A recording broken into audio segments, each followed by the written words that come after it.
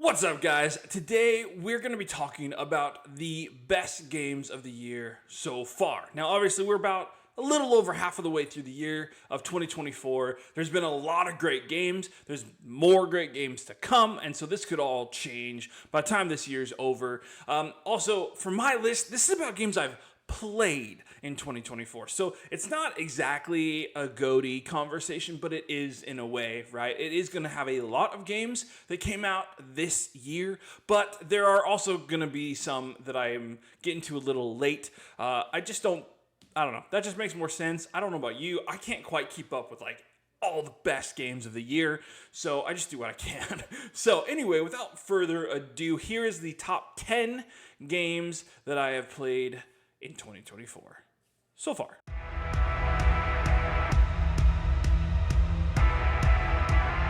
First up at number 10 is OG Final Fantasy VII. As we will get to later in the video, I have been playing the remakes, right?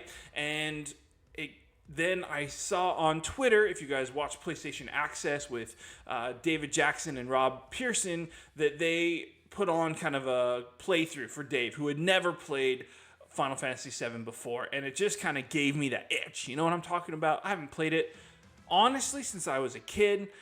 Maybe dabbled a few times, but I just haven't really played it. I didn't have the platinum for it, so I went through on my PS5. I had already bought it at some point in the past and just hadn't played it, so loaded it up, and off I went. And it probably, I used a little bit of a guide to make sure I remembered what I was doing. Remembered a lot, surprisingly, but I just kind of worked my way through it. I think it took me like 35 hours to go through and get all the stuff and get the platinum.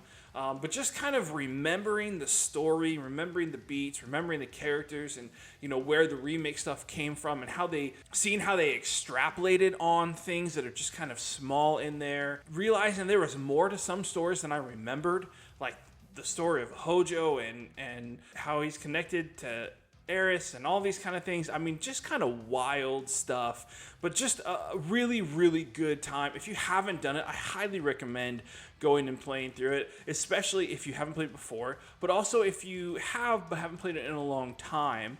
If you're interested in the remakes at all, I mean, it really opens up kind of that story that we're digging into now in the new ones. And man, I just really enjoyed my time. I got that little bit obsessed. You know what it is? Like where you should go to sleep, but you're not, because you're just going to do a little bit more and a little bit more than that. Like, man, it was just a really great time, a good nostalgia trip, a platinum I really wanted, and so I'm happy to have that. The kind of grind session to get yourself up, to have enough money to get that platinum, level, getting alls to master and that kind of stuff, level, just getting that EXP boost and fighting guys over and over. I mean, really, really fun. I really enjoyed it. It was a good time. So for me, that's the number 10 best game I've played this year. At number 9, we have a little indie called Tales of Iron. These guys have made this really fascinating kind of 2D Souls-like rats versus bugs versus frogs. I loved the story. The narrator was peak. He was so good. I loved kind of the deep and dour kind of mood of it, while still having humor and fun. It was tough, but not unfair. I really, really did enjoy it quite a bit. It was not a super long game. I think I beat it. I don't know. I made a video on it, so that'll be below the like button. If you're interested in a more in-depth review, I did do that this year. In fact, I think that was my first review of the year, although it might be my second. I'm not 100% sure on that. Anyway, but it really, really liked it. I played it on my Steam Deck, and it was a great experience. So highly, highly recommend that. They're also coming out with the second Tales of Iron game in the nearest future. So definitely something to look out for if you enjoyed that at all. Really worth it. It goes on sale super cheap pretty often on all these Steam sales, like $3-4, something like that. And yeah, definitely recommend giving it a go. Really, really enjoyed that game. Yeah, good stuff. Next up at number 8 is Prince of Persia: The Lost Crown. Now, to be fair to this game, I haven't finished it yet. I'm probably maybe 10, 15 hours into it, something along those lines. I am enjoying it. I like this game quite a bit. It is way tougher than I expected it to be. Not unfair, not frustratingly so. I mean, I guess I've had a boss or two where I was frustrated at the difficulty, but for the most part, I actually really enjoy it. It's been really fun to find the powers, and I love some of the little things like taking the screenshots for your map saver and all these different things like that. Like, I think it's a really well thought out Metroidvania. The save points are a little bit far often, although sometimes they're like right next to each other. It's kind of weird. And I wish the fast travel was a little bit more robust, although that is fairly common in these kind of games. But like when you're mopping up stuff in an area, it'd be nice if I didn't have to run through 60% of it to get to it, you know? But minor nitpicks, but really, combat is really good. The story is interesting. I like the character models and the design of the game as a whole. The art style is really cool. Really, really good. I might have different thoughts, might shoot up higher this list once I get it done, but it's really good. It's really good. I love Metroidvanias. I have really discovered that after I've played some before, but after I played Hollow Knight, it just kind of really opened my eyes to that style of game, and Metroidvanias have definitely become a favorite of mine. So yeah, Prince of Persia: Lost Crown, it's super good. Again, it might go up this list as I finish the game, but really, really enjoying it so far, and yeah, definitely recommend if you enjoy that kind of game at all. Next up at number 7 is Granblue Fantasy Relink. Now, I have a video on that, link below the like button. Granblue Fantasy Relink is a gacha game first from Japan, then it made it into an anime. They have fighting games. So it's kind of been building this repertoire, and we've seen that this RPG was in the works for a long time. It had kind of a troubled development with side games, and then having Platinum work on some, and then taking it back, and all this kind of chaos. But what came out of that was a really cool designed character action RPG. The RPG elements are lighter than I would like. I mean, you do have a skill tree, but there's not a lot of pick and choose there. There are different paths, but really they're like basic stat level ups for the most part, so you want them all. There's a lot of that gotcha systems in there, but without having to pay money for it, which I don't mind as much, right? Like picking out a character and then bringing him in and leveling up and stuff. I don't mind as much. I do wish they were more integrated in the story, but overall, I thought the combat is really fun. It wasn't like the deepest combat ever to me, although I think the depth comes from the breadth, right, of all the different characters that they do play legitimately different. And so I guess the depth kind of comes from the amount of ways you could, use these characters. But really, there was only a few bosses or instances where I really had to think deeply about how I was fighting it, and those were really, really fun.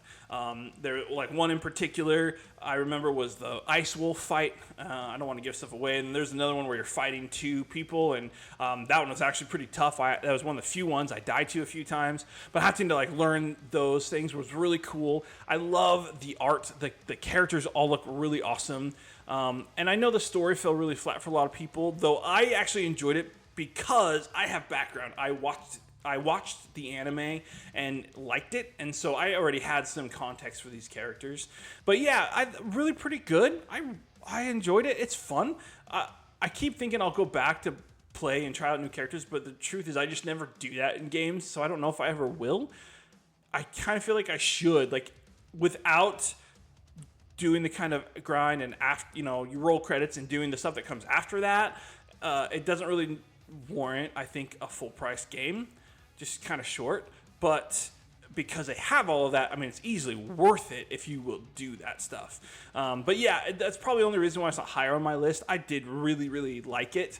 And everyone moves fast, which, as you guys know, if you watch my channel at all, the speed of character movement is like a thing for me, and it's great in this game. They're super fast, and I loved it. So yeah, Granblue Fantasy Relink was really, really fun, and I really enjoyed my time with it.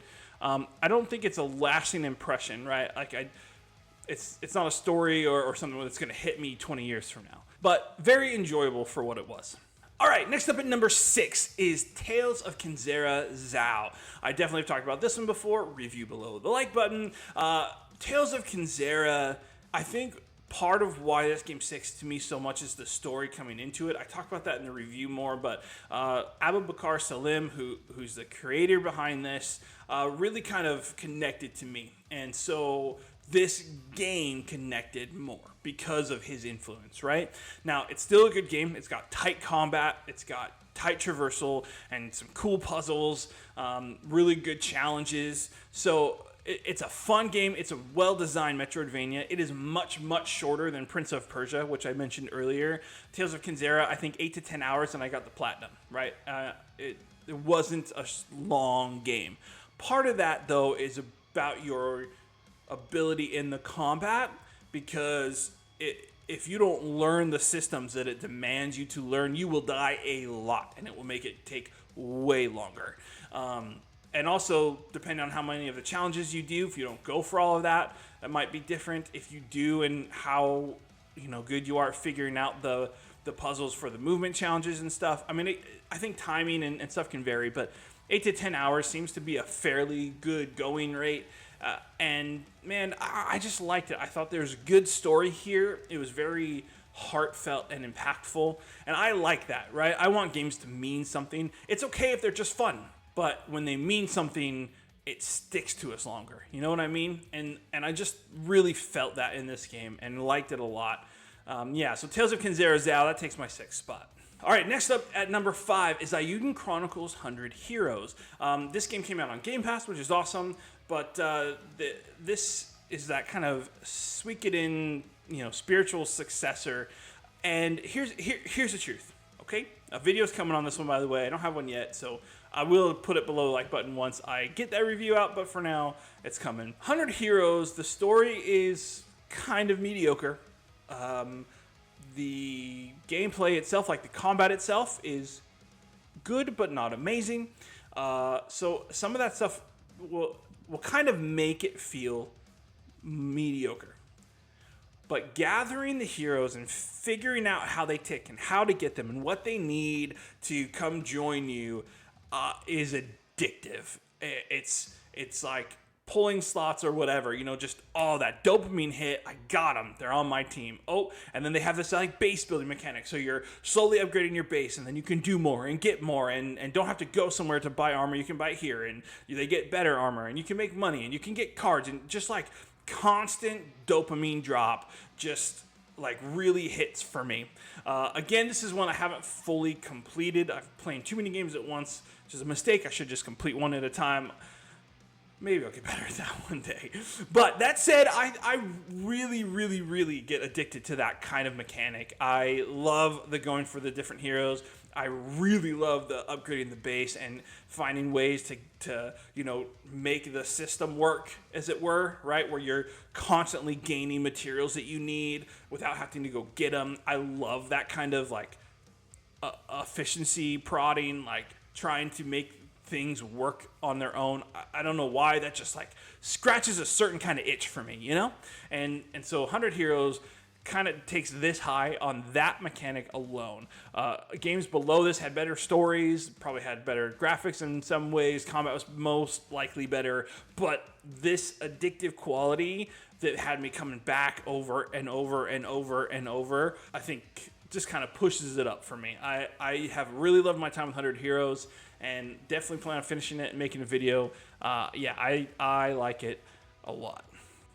All right, now we're into the top 4, and this is where it gets a little misty for me, where really 2, 3, at least 3 and 4 could kind of switch either way. By the end of the year, a lot of these might switch. We'll see. But for now, Persona 3 Reload takes the 4th spot. Now, if you guys know me much, I love Persona. Persona 5, great game. Persona 5 Royal, just absolutely love it. Have the platinum for that one too. Persona 3 Reload comes out. It comes on Game Pass, which I think is the only thing that I did wrong going into this, is because for some reason, I know this doesn't make any sense, so whatever. But it just is, right? Like, I think if I bought it on PlayStation, I'd have been even more engaged. And I know that's stupid, but there's just something for me. Certain games here on the PC. So, just for reference, I only play games on the PlayStation and then on my PC. I used to have Switch, but they always broke, which I've shared before. So, I don't play on Switch. I have a Steam Deck and the PC, and then I have my PlayStation. So, that's where I play games. And I think the computer has a certain pull for certain kind of games. Baldur's Gate 3 was perfect on the PC. But some of these other games, they work, obviously. They work great on here, but I want to be up sitting at the TV. Now, I could move the computer all the way up and hook it to the TV. Yes, I could do that, but it's a kind of a pain, and we use this computer for more than just video games, so that doesn't really make sense. I'd have to be moving it back and forth, and I don't want to do that, right? So it's dumb, I know. It's my own doing, I know, but it just didn't hit as well as I wanted to in that regard. That said, I love Persona. Persona 3 has been awesome. Once again, that's another game I haven't finished. I'm like 60 hours in, so it's like a 20 hour push to get to the end, and I will. I probably, frankly, will probably buy it for the PlayStation down the road because I want that physical copy of it. It's so good. The character interaction is good. The stories are good. I mean, if you haven't played Persona 3 before, like I didn't before this, man, tremendous. Just tremendous. I really like the story. I love the characters. There's a few odd ones in there.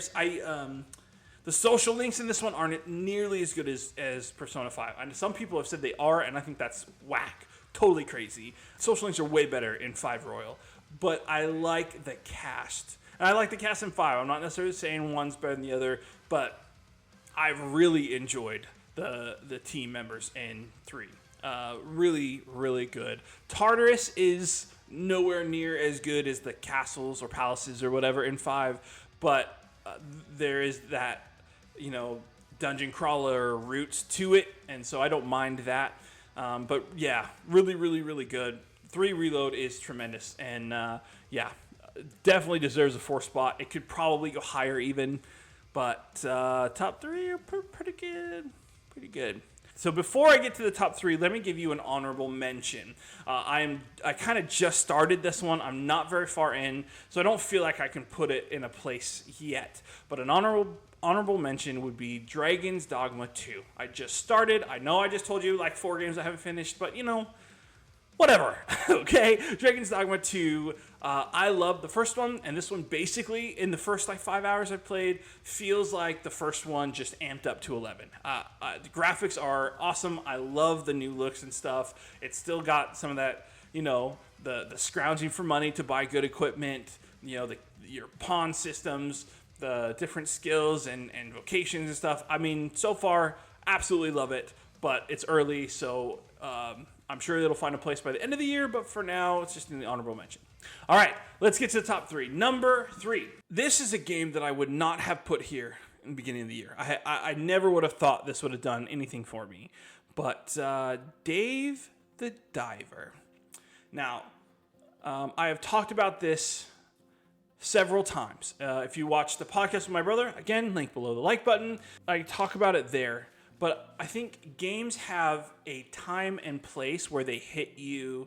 And if you play a game at the right time in your life, it will hit you different, right? And so I really, truly believe this, that games, it matters when you play them in your life. If I had played Dave the Diver at a normal time when I was just wanting like a big RPG or whatever, I think I would have bounced off pretty quick. Just like I've talked before about playing Witcher 3 and tried many times that it's my kind of game. Everything I've heard makes it my kind of game. I should definitely love it, but when I tried it, I bounced off real quick and have never gone back. And I really think that was because at that time I had played several big open worlds in a row, and I just didn't have it in me to do another one. And I keep putting it off because I think one day I should be in a place where that game's going to hit like it should, Dave the Diver came at the exact right time. Something difficult in life was happening, still is, but had just kind of happened. there was so much going on. I was just totally overwhelmed. And Dave the Diver gave me this loop where it was just like, simple task. Go get this. Go catch this fish. Go grab this. Go catch 3 of this fish. Cook this sushi. Serve this person. Pour this drink. Just simple checklist type stuff. But each day you get a little progression, a little more progression, a little more progression, a little more progression. And it just had this loop that hooked me, and it hooked me hard. And no joke, this game means a lot to me, even though like the game itself isn't like emotional, right? Like it's funny and quirky and weird, but because of the time I played it, I have an emotional attachment to it. It pulled me through a dark time in my life, and it helped me get through something very difficult. And so because of that, Dave the Diver means a lot to me. I got the platinum. I played it for like 50 hours. I just love this game. The loop is tremendous. The art style is beautiful. It's a cool pixel art. Story's fun and wacky. But the timing was perfect. So, really, really, really loved Dave the Diver. All right, next up is Jedi Survivor. Now, this is a second game. I don't know if it's going to be a trilogy or not. The lead behind this project, I believe, left, so I don't know if it's going to get a third game. But this game was phenomenal, for lack of a better word. It's your Souls light, if you will, action RPG light, probably, right? I mean, the RPG systems aren't incredibly deep, but they are there. You have your skill trees, and you're kind of gaining essence like Souls almost, and then buffing your abilities and character stuff, right? But it's just not super in depth. But the story was fantastic. The action, fantastic. The combat, amazing. All this, by the way, you want a deeper dive, I also have a review. That'll be below the like button. Thank you. Hint, hint, nudge, nudge. Yeah, okay. Anyway, Survivor was awesome. I loved it. It had huge impact moments for me. There's like 2 or 3 moments in this game that were like best in class of gaming for me. Just absolutely amazing, phenomenal set pieces, tremendous emotional hits, huge impact moments. I mean, just incredible. I absolutely obsessed over this game for, I don't know, how many, 50 hours or whatever it took for me to beat it. I cannot recommend this one enough. If you haven't played the Jedi game, Jedi Fallen Order, Jedi Survivor, they go on sale regularly. They're not that expensive anymore. So good. In my opinion, and I know I'm old man in this area, but best Star Wars story since the original trilogy, in my opinion. Just really, really good. I liked it a lot. So, check that out. Also, I talked about it with my brother on that podcast, so make sure you check that out. That's still the link below the like button. Broken record. Okay, sorry. Anyway, I'll stop with that. Okay, last one is number 1. Final Fantasy VII Rebirth. 7 Rebirth is amazing. I'm working on that review. I know it's old, and I probably should have put it out forever ago, but it's taken me a long time to get the wording the way I like, and I still not happy with it, so I'm working on it. That is coming, so please be patient, but that's coming. So if you want to make sure you don't miss that, do the whole subscribe and bell or whatever, but that is coming, I promise. So what do I say about Rebirth? Guys, Rebirth is phenomenal. It's amazing. The story is incredible.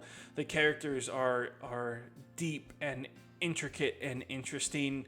The combat is fascinating and different and demands as much out of you as you are willing to give it. Mini games galore. The card game Queen's Blood is might be better than Triple Triad, and I am a staunch Triple Triad defender. I love that game, but Queen's Blood probably has levels of depth to it that are even more so. Guys, it is absolutely incredible what they've done with this game. The visuals are on another level. The stories they tell, like even the side quests where they pull in one of your team members and have it mean something to them. Everything is so character driven that between Cloud and the rest of the team, somebody is always getting deeper. There's always layers being peeled back of their personality, of their character, of who they are. They build relationships with each other, like Yuffie and Barrett, or Barrett and Red 13, or Tifa and Aerith. It's so incredible what they've managed to do with this. I know there are some people who probably don't care for these kind of games, but I love it.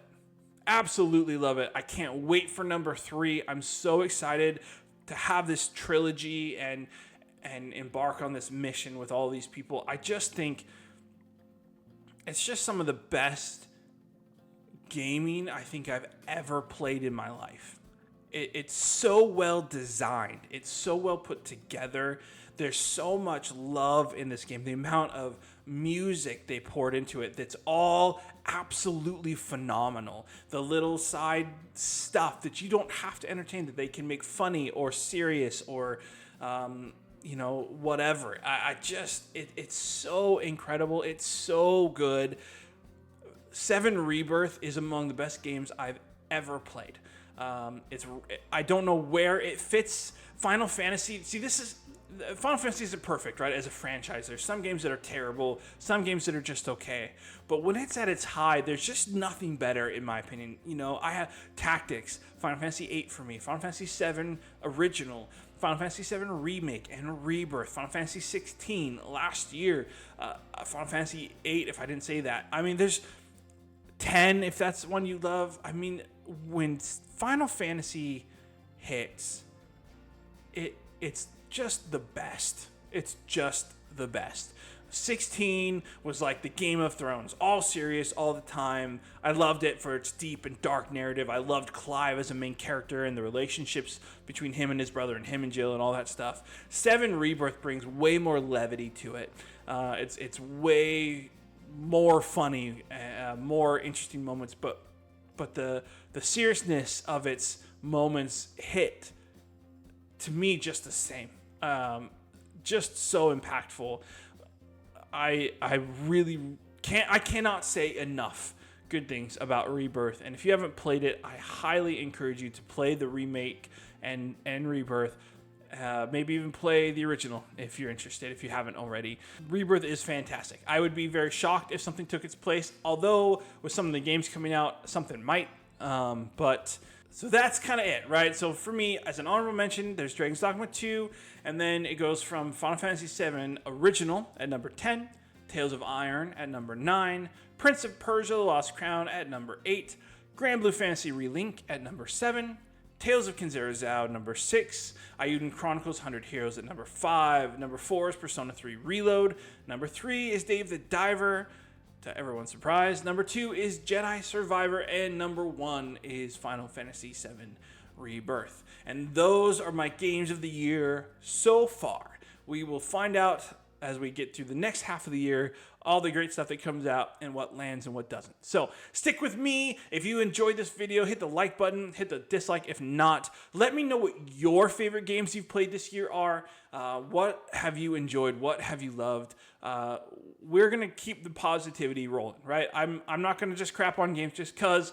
So everything's going to be positive as much as we can, while still being real, right? That's the goal of this channel. So let me know how you guys are doing and what you've played, what you're loving, what you enjoy. And after all of that, just remember, I appreciate you. I'm so thankful that you guys engage with my content at all. So if you're watching this, thank you. Thank you. So thank you all for watching. I'll see you on the next one.